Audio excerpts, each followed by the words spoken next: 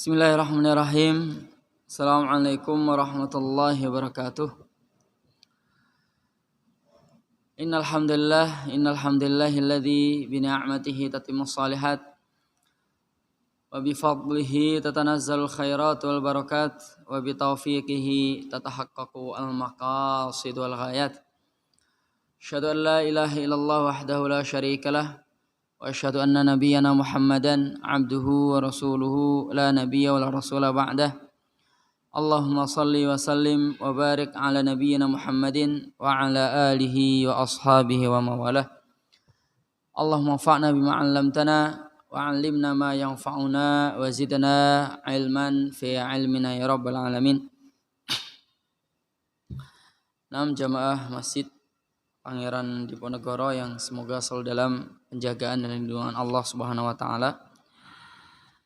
Kita lanjutkan lagi kajian kita dari kitab Mukhtasar Minhajul Qasidin karya Al-Imam Najmuddin Ahmad ibn Abdurrahman ibn Qudamah Al-Maqdisi rahimahullah ta'ala rahmatan wasi'ah wa nafa'ana Allahu bi'ulumihi fid dharain amin ya rabbal alamin. Terakhir kemarin kita di penghujung bab faslun fi hukmi as-sima' atau bab terkait hukum mendengarkan. Maksudnya adalah hal-hal yang boleh didengarkan dan hal-hal yang tidak boleh didengarkan. Ini termasuk meliputi juga sesuatu yang boleh dilihat dan yang tidak boleh dilihat. Kita pada penghujung ucapan musannif atau penulis wa mathalu man arada ay ya'khudha lil akhirah, dan contoh terkait orang yang melakukan sesuatu dengan alasan akhirat. Nah, jadi melakukan hal-hal dunia atau malah mungkin melakukan hal-hal maksiat tapi adalah alasannya untuk akhirat. Kama saliman qala, sebagaimana seperti ucapan seseorang, ana anzuru ilal amradi al mustahsani li ata'ajjaba min son'ati al qadir, yaitu aku melihat kepada al-amrad. Al-amrad itu bisa diartikan laki-laki, anak laki-laki yang sedang beranjak dewasa, beranjak remaja, yang belum numbuh jenggotnya, yang masih, istilah kita mungkin apa ya, yang belum numbuh jenggotnya, yang masih kelihatan bening. Itu bisa diartikan amrod atau diartikan bincong yang beneran ya, bukan bincong yang jadi-jadian. Maksudnya dia memiliki alat kelamin ganda, atau bisa juga diartikan anak perempuan yang masih kecil. Saya melihat kepada al-amrad al-mustahsan yang memang penciptaannya bagus. Jadi kadang laki-laki yang baru numbuh, kadang ada model orang itu kalau melihat bocah laki-laki yang mulai remaja, bahkan laki-laki dewasa pun ngelihat kayak gitu tuh kadang gimana gitu. Ada yang seperti itu, ada yang memiliki penyakit hati seperti itu. Ya ata'ajjaba min sun'ati al-qadir. Maksudku adalah untuk mengagumi betapa indah penciptaan Allah Subhanahu wa taala, penciptaan Sang Maha Mampu, Sang Maha Kuasa. Ini bagaimana, boleh atau tidak? Kasus seperti ini seperti beberapa muslim, sebagian teman anak, sebagian dulu sekali tapi saat masih awal-awal belajar. Jadi kadang melihat ke lawan jenis yang jelas-jelas Allah haramkan, tapi alasannya saya hanya mengagumi ciptaan Allah Subhanahu wa taala. Ini boleh atau tidak? Yang secara zahir ini adalah bentuk maksiat tapi niatnya untuk akhirat. Jadi saya mengagumi ciptaan Allah Subhanahu wa taala. Kata beliau, kata Al-Imam Najmuddin, fa innahu qad akhta'a at-tariqa. Sungguh orang seperti ini itu telah menempuh jalan yang salah. Li'anna ma tastalbisuhu asyahwatu wa tab'u inda nadhari yukaddiru tariqal fikri wa yashghilu anhu. Kenapa? Karena hakikatnya melihat sesuatu yang dapat membangkitkan syahwat. secara tabiat ya, secara tabiat orang kalau melihat lawan jenis itu bisa membangkitkan syahwat yang bukan, kalau laki-laki tidak melihat nenek-nenek yang sudah tua renta atau perempuan yang tidak melihat kakek-kakek yang sudah tua renta ya. Nah, yang kira-kira bisa memberikan syahwat, yukaddiru tariqa al-fikri. Hal seperti ini bisa membuat rusak pola pikir seseorang. Ini persis seperti sabda Rasulullah sallallahu alaihi wasallam, an-nazratu sahmun min sihami iblisa masmumatun. Jadi pandangan itu adalah salah satu anak panah dari anak panah iblis yang sangat beracun. Jadi kalau hati-hati dengan pandangan kita. Nah, bahkan Al-Imam Ar-Raghib Al-Asfahani, seorang sastrawan, seorang ahli adab, maksudnya sosok yang setiap petuahnya itu selalu menjadi kaedah-kaedah dalam berakhlak. Beliau pernah mengatakan, Ar-Raghib Al-Asfahani pernah mengatakan, laisa ya'da'ul jalisi lil jalisi bil mu'asyarati fahasbu. Jadi seorang teman itu bisa mempengaruhi teman yang lain itu tidak hanya dengan bergaul saja. Nah, kemana-mana berdua dan lain sebagainya, enggak hanya itu, dia saling mempengaruhi, bukan hanya itu saja. Lakin bin nazar aidan. Tapi bisa juga melalui pandangan. Bahkan menurut Syekh Saleh Al-Utsaimin, seorang ulama top di Madinah sana, hafizahullah taala, beliau masih hidup, udah sepuh. Nah, beliau bahkan mengatakan pandangan mata itu lebih berbahaya daripada teman yang buruk. Jadi kalau kita melihat hal maksiat terus, kata beliau, hal itu akan yatawallat insanan. Apa yang kita lihat akan berubah wujud seperti manusia, yadkhul fi qalbi imri'in. Dia ada pada hati seseorang yang bisa menyeretnya kapan saja. Nah, ini bahaya terkait masalah pandangan. Nah, ini kata Al-Imam Najmuddin, ini bisa mempengaruhi pemikiran nih, menjadi rusak. Wa yashghilu anhu, dan dia akan disibukkan dengan itu. Disibukkan dengan hal-hal yang rusak. Nah, falidzalika namna'uhu, oleh karena itu kami melarang hal yang seperti itu.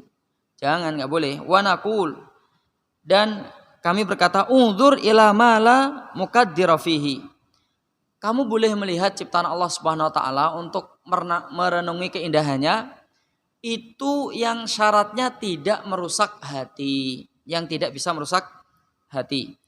Afalam, kata Allah Subhanahu wa taala, afalam yanzuru ilas sama'i fawqahum kaifa banainaha wa zayyannaha. Tidakkah mereka melihat kepada langit di atas mereka, bagaimana kami telah membangunnya dan menghiasinya dengan bintang-bintang, dengan bulan dan lain sebagainya. Nah, ini tidak bakal merusak hati kalau kita melihat ciptaan Allah Subhanahu wa taala yang ada di langit, atau tumbuh-tumbuhan atau binatang mungkin, baik di laut maupun di darat. Nah, ini tidak akan merusak hati insyaallah. Berbeda kalau kita melihat lawan jenis yang bukan mahram. Nah, untuk terus kemudian tadabbur istilahnya ya. Masya Allah, ciptaan Allah luar biasa. Nah, ini yukaddir al-qalb. Ini bisa membuat hati keruh, bisa membuat hati kotor. Maka yang seperti ini itu tidak boleh, dilarang oleh syariat. Nah, baik, lanjut lagi. Waman qala, dan barang siapa yang berkata, innahu la yu'athiru 'indi ma yu'athiru 'inda ghairi min injidhabit tab'i ilal hawa. Nah, kalau ada orang yang ngomong, kalau ngelihat lawan jenis itu kan ngefek di orang lain. Kalau di ana enggak ngefek. Nah, walaupun secara tabiat kalau di orang lain hawa nafsunya akan bangkit, kalau saya tidak. Bahkan ada seorang yang ditokohkan dalam Islam, ustadz lah atau kiai gitulah ya. Saya pernah dapat cerita dari salah satu muridnya. Jadi si murid ini masih ada hubungan kerabat jauh. Dia cerita gurunya itu kiainya. Nah, ketika sholat di rumah, nggak tahu sholat tahajud atau apa, itu di depan tempat sholatnya itu dipasang gambar perempuan yang tidak berbusana. Nah, alasan dia kenapa? Saya tuh pengen ngetes, saya lebih fokus ke Allah Subhanahu wa taala atau lebih fokus ke gambar itu. Seolah-olah gambar itu yang ada di depanku ketika sholat tidak akan bisa merusak sholatku. Nah, ini persis seperti ucapan orang seperti ini. Enggak, kan lihat perempuan tuh enggak ngefek. Ya seperti dokter kandungan lah misalnya. Walaupun laki-laki sering melihat aurat perempuan enggak ngefek. Nah, ini kata Al-Imam Najmuddin, beliau mengatakan kana mudda'iyan ma yukhalifu al-jibillah. Dia itu mengaku-ngaku terhadap sesuatu yang menyalahi fitrahnya, menyalahi fitrah syahwatnya. Namanya orang lihat lawan jenis pasti syahwatnya akan bangkit, kecuali orang tersebut sudah rusak. Nah, mohon maaf, misalnya orang sudah terbiasa untuk berzina dengan semua jenis, dengan semua model wanita, dengan usia dan lain sebagainya sudah pernah coba, maka bisa jadi, nah ini kalau sudah rusak ya fitrahnya, bisa jadi dia sudah tidak nafsu lagi dengan perempuan. Nanti mungkin akan nyoba sesama jenis, sama laki-laki. Dan kalau itu sudah selalu diturutinya, bisa jadi dia sudah tidak nafsu lagi dengan manusia, dengan binatang mungkin. Nah, naudzubillah min dzalik. Nah, ini menyalahi fitrah. Enggak benar omongan kayak gini. Fala yultafatu ila da'wahu. Maka yang seperti ini enggak usah dihiraukan terkait omongannya. Jadi kalau ada seorang ustadz, saya kalau sholat di depannya ada gambar wanita, enggak bakal mempengaruhi kekhusyuan saya. Nah, ini enggak usah dipedulikan, cuekin aja. Ini omongannya enggak benar, omongannya sesat. Wa qad balaghtu fil kashfi an hadza kullihi fi kitabi al-musamma bi talbis iblis. Jadi saya telah melebih-lebihkan ya terkait masalah ini, tak bongkar habis kata dia. Nah, dalam kitabku yang tak kasih judul Talbis Iblis, tipu daya iblis. Jadi memang kerjaan iblis memang seperti itu. Jadi dia menghiasi sesuatu yang buruk bahwa seolah-olah yang buruk itu bagus. Nah, falam ara at-tatwila hahuna wallahu taala a'lam. Jadi menurutku aku enggak perlu berpanjang kali lebar dalam kitab ini. Wallahu a'lam. Kalau pengen pembahasan yang luas kata beliau, seolah-olah beliau pengen mengatakan ya sudah kembali saja di kitabku yang bernama Talbis Iblis. Nah, wallahu taala a'lam. Baik, sekarang kita pindah bab baru. Nah, babu adabi al-ma'isyah wa akhlaqi an-nubuwah. Bab terkait adab-adab sopan santun dalam urusan mencari ma'isyah, mencari makan, atau dalam kehidupan kita ini harus seperti apa ketika bergaul dengan sama muslim maupun non muslim. Wa akhlaqi an-nubuwah, dan akhlak Rasulullah sallallahu alaihi wasallam. Jadi bagaimana akhlak Rasulullah dalam bergaul dengan sesama, ini insyaallah akan dibahas di bab ini. Nah, kata beliau, i'lam, ketahuilah. Nah, sekali lagi enggak bosan-bosan aneh selalu berulang bahwa ketika seorang penulis kitab, seorang ulama kok mengawali ucapannya dengan kata i'lam, ketahuilah, maka apa yang akan disampaikan ini sesuatu yang sangat penting. Entah kesimpulan, entah nasihat yang bagus, entah terkait hukum-hukum apa, ini penting sekali. Nah, seperti firman Allah Subhanahu wa taala ketika mengawali pengen ngomong sesuatu dengan ya ayyuhalladzina amanu, ya ayyuhan nas, atau qul, katakanlah, atau dengan kata-kata sumpah, wal asri, demi masa, dan lain sebagainya. Nah, kata beliau, anna adab zahir unwanu adabil bawatin, bahwa perilaku yang nampak, adab-adab yang nampak, tutur kata yang indah misalnya, atau tutur kata yang kotor, atau perangai yang baik atau buruk, itu adalah tanda atau alamat terkait masalah hati seseorang. Adab hatinya itu baik atau tidak. Nah, terhadap akidahnya, akhlaknya kepada Allah Subhanahu wa taala. Nah, ini sebenarnya apa yang muncul itu adalah cerminan hati. Maka tidak berlebihan ketika ada pepatah Arab yang mengatakan al-famu miftahu al-qalb.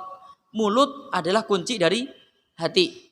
Jadi apa yang dikatakan mulut hakikatnya isi hati seorang yaitu wa harakatul jawarih thamaratu al-khawatir. dan pergerakan anggota badan, tingkah laku seperti apapun, itu hakikatnya adalah buah dari apa yang terbesit dalam hatinya.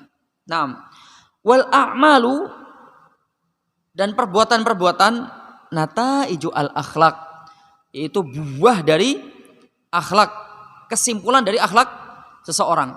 Nah, wal adaba rashhu al ma'arif, dan adab itu adalah sumber dari ilmu pengetahuan. Maksudnya apa? Kelakuan seorang seperti apapun itu mencerminkan isi hatinya, entah baik, entah buruk, dan lain sebagainya. Wa saraira al-qulubi hiya magharisu al-af'ali wa manabi'uha, dan rahasia-rahasia hati itu, kalau kita pengen lihat hati seorang, maka perhatikan kelakuannya. Nah, itu isi hatinya kayak gitu. Nah, jadi kalau ada orang yang canda-canda ngeledek kita, membuli kita dan sebagainya, terus kemudian dia ngomong, saya hanya canda, saya nggak serius, hanya ya canda lah, bully-bulian ini canda lah. Hakikatnya hatinya juga sebenarnya menghinakan kita.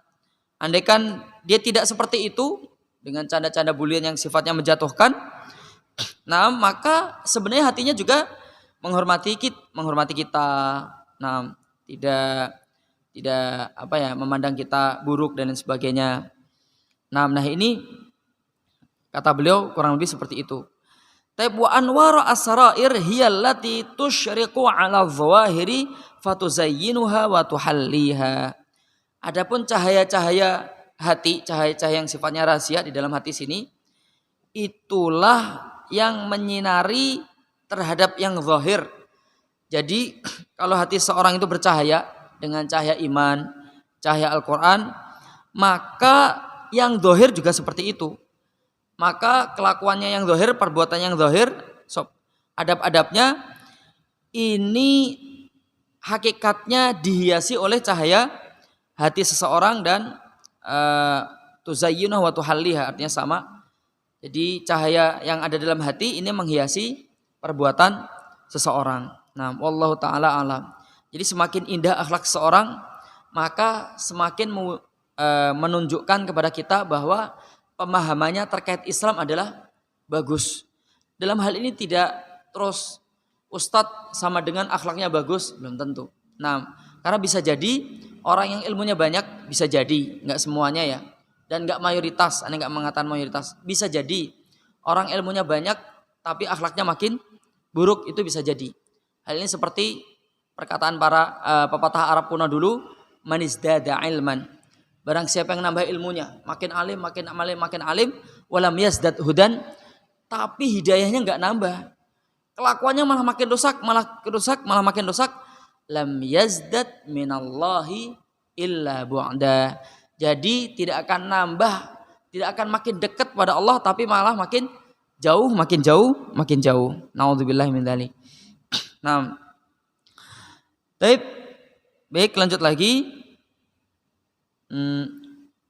Wa man lam yakhsha qalbuhu lam takhsha jawarihuhu. Barang siapa yang hatinya tidak khusyuk, tidak tunduk atas aturan Allah Subhanahu wa taala, maka anggota badannya juga akan seperti itu. Nah, orang yang sering mengaku Islam, bahkan mengaku dirinya seorang ustadz, kiai dan sebagainya, tapi mulutnya selalu mencela Islam, mencela syariat Islam dan lain sebagainya, hakikatnya hatinya juga seperti itu. Dia nggak suka dengan Islam. Nah, seperti orang-orang munafik. Nah, wa man lam yakun sadruhu mishkata al-anwari al-ilahiyah lam yafid ala zahirihi jamal al-adabi an-nabawiyah. Barang siapa yang dalam dada seorang itu tidak ada lentera cahaya-cahaya ilahiyah, cahaya-cahaya Allah Subhanahu wa taala, maka zahirnya tidak akan nampak adab-adab kenabian. Adab-adabnya akan rusak sekali. Nah, dan ini kalau kita melihat contoh real banyak sekali. Anda pernah dapat satu cerita dari Ustadz Anda dulu, kalau nggak salah Syekh Abu Abdillah Ahmad Al-Mujahid As-Su'udi. Jadi kurang lebih beliau pernah bercerita, Anda nggak tahu kisah ini dari mana. Nah, bahwa di Inggris sana ada seorang tukang laundry lah kurang lebih gitu. Jadi dia kalau dapat laundryan dari orang Islam itu senang sekali. Nah, kenapa demikian? Karena bajunya biasanya bersih. Maksudnya bagaimana? Tidak kotor. Maksudnya lagi bagaimana? Maksudnya adalah ketika dia dapat laundryan dari yang bukan Islam, kadang lihat celananya, afan ya, itu ada bekas, mohon maaf, kuning-kuningnya. Nah, berarti orang yang tidak cebok, kurang lebih gitu. Kenapa kok seperti itu? Ya karena petunjuk cahaya Allah Subhanahu wa taala itu jauh, maka akhlak-akhlak kenabian juga tidak nampak. Nah, beda ketika cahaya Allah itu menyinari hatinya, maka akhlak-akhlak kenabian akan indah, akan nampak. Tutur katanya sopan, perilakunya juga Masya Allah menunjukkan mata dan lain sebagainya. Bahkan seseorang semakin dia mendekat kepada Allah Subhanahu wa taala, hanya cukup kita melihat wajahnya, kita itu bisa mengingat Allah. Langsung tiba-tiba pengen tobat, pengen jadi orang soleh. Gara-gara musahabatu al-ashab as-salihin. Karena kita bergaul dengan orang-orang yang soleh. Karena orang soleh itu memancarkan, wajahnya saja memancarkan cahaya. Nah, memancarkan kesejukan, menjadikan kita pengen mendekat kepada Allah Subhanahu wa taala. Wallahu taala alam. Beda dengan orang fajir. Nah, orang yang suka bermaksiat sama Allah Subhanahu wa taala, kadang lihat mukanya senep kita. Nah, maka kalau kita punya kerabat, tetangga dan lain sebagainya yang seperti itu, kita jangan pelit lah untuk mendakwahi mereka, untuk mengabarkan kepada mereka terkait cahaya Islam, cahaya Rabbani. Baik, lanjut lagi, waqad aslafna jumlatan minal adab bima yughni an i'adatiha hahuna.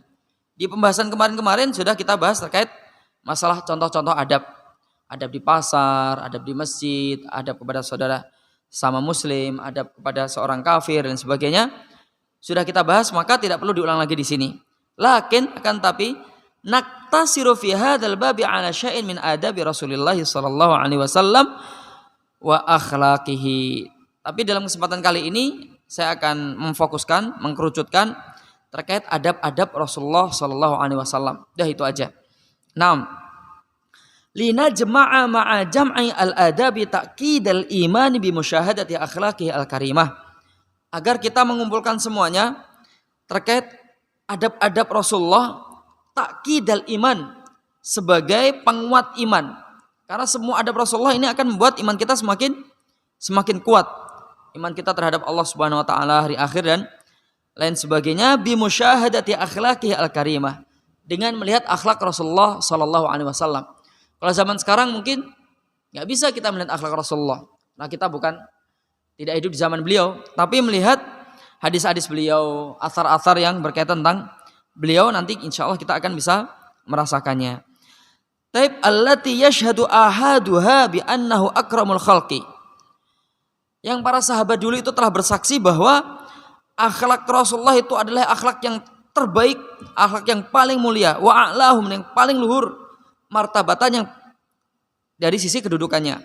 Nah, jadi akhlak Rasulullah yang paling tinggi, wa ajalluhum qadra, dan kadarnya, ukurannya itu juga yang paling mulia. Fa kaifa bimajmu'iha, lalu bagaimana kalau kita kumpulkan semuanya? Maka Rasulullah adalah yang paling unggul. Contoh kecil saja ya, bahwa ketika beliau Rasulullah SAW itu ngomong sama seseorang, itu dikasihkan seluruh badannya. Jadi tidak menoleh gini, kamu dari mana? Ini masih sedikit kurang sopan, walaupun sudah ada sopan santunnya ya, karena sudah ngasih muka. Nah, kalau ngomong nggak dilihat orangnya, wah itu nggak sopan. Aneh pertama kali ngelihat yang seperti itu dulu ya, orang ngajak ngomong tapi nggak ngelihat muka, itu saat film-film Cina itu masuk di kita, kayak yang bersambung terus kayak gitu. Dulu zaman tahun 90-an, awal-awal di TV kan kadang kita senang ngelihat yang dimunculkan film-film kayak gitu. Nah, ini kok ngomong kok nggak dilihat mukanya, karena memang muruah atau akhlak-akhlak orang kampung itu nggak ada yang seperti itu. Nah, bukan akhlak ketimuran kita lah. Nah, Rasulullah tidak hanya ngasih muka tapi seluruh badannya dikasih. Bahkan contoh hidup ya, sebagaimana dulu aneh dikisahkan oleh Syekh Fauzi, Ustadz aneh dulu. Jadi Rasulullah itu kalau berjalan sama orang sambil ngobrol itu jalannya miring. Nah, jadi terus tidak jalan ke depan terus sambil nengok itu enggak. Jadi jalannya benar-benar badannya dikasih ke orang tersebut. Ketika satu jalan itu ada gundukannya, nah maka Rasul lebih memilih yang ada gundukannya dan lawan bicaranya itu dikasih jalan yang lurus, yang bagus. Nah ini akhlak Rasulullah SAW kepada orang yang belum beriman kepadanya. Ini akhlaknya udah sebagus gitu. Bagaimana dengan akhlaknya kepada saudara muslim? Wah, lebih jos lagi. Nah ini satu saja ya terkait akhlak Rasulullah ketika dalam berperang. Nah kata Ali bin Abi Thalib radhiyallahu ta'ala anhu, kunna nakhtabi'u wara'a dhahri rasulina. Jadi ketika perang berkecamuk, hujan panah, hujan tombak dan sebagainya, kami itu dulu bersembunyi di belakang punggungnya Rasulullah sallallahu alaihi wasallam. Nah ini akhlak Rasulullah, akhlak yang akan kita pelajari. Nam su'ilat Aisyah radhiyallahu taala anha. Jadi ibunda kita Aisyah radhiyallahu taala anha pernah ditanya an khuluqi Rasulullah sallallahu alaihi wasallam, terkait akhlaknya Rasulullah sallallahu alaihi wasallam. Faqalat, lalu beliau pun ibunda kita Aisyah berkata, kana khuluquhul Quran. Akhlak Rasulullah itu persis kayak Al-Quran. Maksudnya apa akhlak Al-Quran itu? Yaghdabu li ghadabihi. Jadi Rasulullah kalau marah karena syariat Islam diinjak-injak. Nah itu yang benar. Sekarang ya Allah, syariat Islam itu udah dilecehkan, depan umum dan sebagainya, tidak diindahkan. Kita biasa saja. Harus toleransi dan sebagainya. Ini toleransinya nggak pas. Kita harus marah tapi jangan marah yang menyebabkan malah Islam terfitnah loh ya. Jadi kita harus marahnya juga harus cantik. Nah, jadi beliau marah ketika syariat Allah itu tidak diindahkan. Wa yardha li ridahu, dan beliau juga akan ridho ketika syariat Allah ini diindahkan. Rasulullah SAW itu tidak pernah marah untuk dirinya sendiri, itu nggak pernah. Pernah ada satu cerita. Nah, seorang badui gimana sih? Kalau kadang tingkah lakunya kan ya namanya orang badui, terkadang nggak sopan. Suatu ketika ada seorang badui mendatangi Rasulullah SAW dari arah belakang. Dan budaya Arab itu suka pakai burdah. Burdah itu mungkin kayak kayak Batman itu ada ininya ya. Kalau kita lihat film dulu saya pernah lihat film-film Cina itu diikat di sini kayak sayap itu terus ke bawah. Fungsinya untuk apa? Kalau dingin buat selimut. Kalau pas musim panas ya kadang dilepas atau disampirin, dibuka. Nah, jadi dulu orang-orang dulu itu telanjang dada. Nah, kalau sekarang kan beda ya. Nah, kalau kita mau kayak gitu ya udah nggak pas. Nah ini Rasulullah ketika pakai burdah kurang lebih seperti itu, dari arah belakang seorang badui menarik burdahnya gitu, sampai lehernya itu membekas. Nah, membekas sambil dia teriak, ya Muhammad, atini min fa'illah. Muhammad, aku kasih hartanya Allah Subhanahu wa taala. Jadi memang Rasulullah Baitul Malil Muslimin, harta bendanya umat Islam itu memang dijaga oleh Rasulullah yang mengeluarkannya. Nah, walaupun yang jaga yang kita tahu diantaranya adalah Abu Hurairah radhiyallahu ta'ala anhu. Nah, lalu Rasulullah pun melihat siapa sih? Oh, ternyata seorang badui, maka Rasulullah pun senyum. Nah, saat itu di sebelah Rasulullah ada Khalid bin Walid radhiyallahu ta'ala anhu. Melihat Rasulullah dibegitukan, ngamuk dia, langsung pedangnya dihunus terus berkata, ya Rasulullah, da'ni adrib unuqah. Ya Rasulullah, biarin biar tak potong itu lehernya. Nah, malah Rasulullah menahan Khalid bin Walid, malah tersenyum gitu. Terus kemudian dikasih kambing banyak. Nah, terus kemudian si Arab Badui ini, dia pemimpin kaum, datang ke kaumnya, terus ngomong, ya qaumi udkhulu al-Islam. Wahai kaumku, masuk Islam nih. Fa inna Muhammadan yad'una ilal ghina. Karena Nabi Muhammad SAW itu mengajak kita untuk menjadi orang yang kaya. Ayo masuk Islamnya ya karena dikasih kambing, nggak apa-apa. Namanya ta'lif al-qulub, menjadikan seorang itu cinta terhadap Islam. Awalnya seperti itu, nanti ketika sudah masuk Islam, dikenalkan Islam, insya Allah masuk Islamnya karena hal-hal yang benar, bukan karena sisi itunya. Fungsi zakat ya diantaranya itu. Nah, taklif al-qulub, melembutkan hati orang yang belum kenal Islam agar mau masuk Islam. Nah, wallahu taala alam. Lanjut lagi, walamma kammalallahu ta'ala khuluqahu athna alaihi faqal. Ketika Allah Subhanahu wa taala menyempurnakan akhlak nabinya, terus kemudian Allah pun memujinya. Faqala, lalu Allah pun berfirman, wa innaka la'ala khuluqin azim. Ini bisa kita dapati di surat Al-Qalam ayat yang keempat. Sungguhnya engkau wahai Nabi Muhammad di atas akhlak yang agung. Nah, fa subhana man a'ta tsumma athna. Maka maha suci Allah Subhanahu wa taala yang telah memberikan Rasulullah akhlak yang agung dan terus kemudian memujinya. Baik, kita sedikit bahas terkait ayat ini. Nah, sebagaimana yang tak dapat dari Ustadz ana dulu, diantaranya adalah Syekh Nasir Al-Qarni. Kata beliau, jadi dalam budaya masyarakat jahiliyah kuno dulu, bahkan sampai sekarang, akhlak itu tidak pernah disifati dengan akhlak yang agung. Yang ada itu akhlak karimah, akhlak yang mulia, atau akhlak hasanah, akhlak yang indah, gitu, akhlak yang bagus. Tapi akhlak yang agung itu nggak pernah. Jadi seolah-olah itu sesuatu yang besar, yang indah sekali. Nah, Allah mengatakan wa innaka la'ala, di atasnya lagi. Ini akhlak yang agung, seolah-olah kayak tunggangan. Rasul itu di atasnya lagi. Masih kalah dengan Rasulullah SAW. Bukan fi khuluqin azim, bukan, tapi ala di atasnya. Kalau fi di dalam, satu. Kedua, Allah Subhanahu wa taala ini memuji terkait akhlak Rasulullah SAW, bukan memuji terkait ilmunya. Kenapa Allah Subhanahu wa taala kok tidak berfirman wa innaka la'ala ilmin azim? Sungguhnya engkau di atas ilmu yang agung, ilmumu luar biasa. Nah, kita sepakatlah Rasulullah itu ilmunya luar biasa, langsung dari Allah Subhanahu wa taala melalui malaikat Jibril. Tetapi kenapa yang dipuji akhlaknya? Ilmu itu untuk didapatkan gampang. Kalau zaman sekarang, orang pengen nuntut ilmu, kasih aja HP, pinter dia. Mau masalah apa? Dunia nyetek, nyangkok apa itu? Pohon, nyetek dan sebagainya. Ada di internet, ada di YouTube. Mungkin nyangkok jantung juga ada. Temen aneh itu loh. Dari kecil sampai gede, belajarnya ilmu agama terus. Mulai ngerti Inggris ya saat kuliah. Kuliahnya juga masih jurusan agama pula. Jurusan bahasa Arab. HP-nya pecah. Mau beli, mungkin agak ngirit dia ya. Ngirit. Terus kemudian lihat di YouTube tutorial bagaimana cara ganti layar HP yang pecah. Terus dia praktek, berhasil.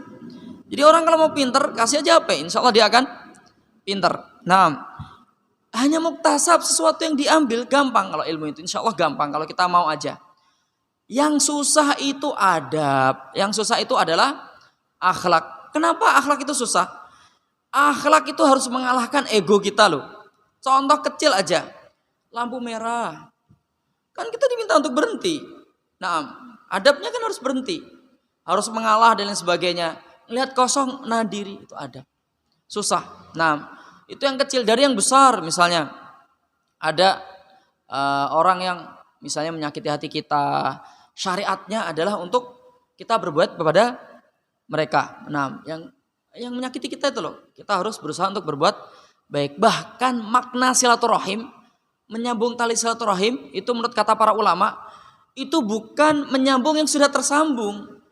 Terus kita datang ke rumahnya, ngasih kue dan lain sebagainya, itu bagian kecil dari silaturahim.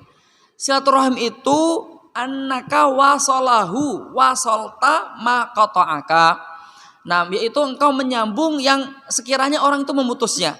Jadi kita punya kerabat yang jahat sama kita, terus kita berusaha untuk berbuat kepada dia. Nah, ini wujud silaturahim. Di antara maknanya, di antaranya lagi adalah kita juga berbuat baik kepada teman-teman dia. Teman-teman dia, orang-orang yang dicintai dia dan sebagainya, kita berbuat baik kepada mereka semuanya. Nah, ini wujud silaturahim yang pas. Nah, wallahu ta'ala alam, Ustadz Ane pernah berkisah, orang Arab ya, namanya Ustadz Abdul Fattah, Syekh Abdul Fattah Asy-Syusah. Beliau berkisah, beliau bilang ke kita, ayo main ke rumah gitu loh. Wah, Ustaz, kesana kan biayanya banyak kata dia, visa dan sebagainya. Masa kalau ke rumah antum cuman beberapa hari rugi? Ya udah, ke rumah aneh 2 tahun aja sekalian ya tadi. Loh, ya 2 tahun nanti kita ngerepotin saat antum ngasih makan kita, ngasih ini, ngasih itu bakal dapat. Enggak, saya enggak bakal repot toh. Nanti tetangga saya akan ngurus. Nah, ini bentuk wujud silaturahim yang pas. Jadi ketika tetangga kita sibuk dengan tamunya, maka wujud silaturahim yang pas, kita juga menghormati tamunya, padahal tamunya itu bukan kenalan kita. Wallahu taala alam. 3 menit lagi, siap. Baik, ini sudah masuk bab baru ya. Nah, ini masih 3 menit lagi. Insya Allah di bab baru ini akan kita bahas di pertemuan-pertemuan berikutnya. Insya Allah nanti di Ramadan lah lebih kita fokuskan. Wallahu taala alam. Tapi kurang lebih begitu.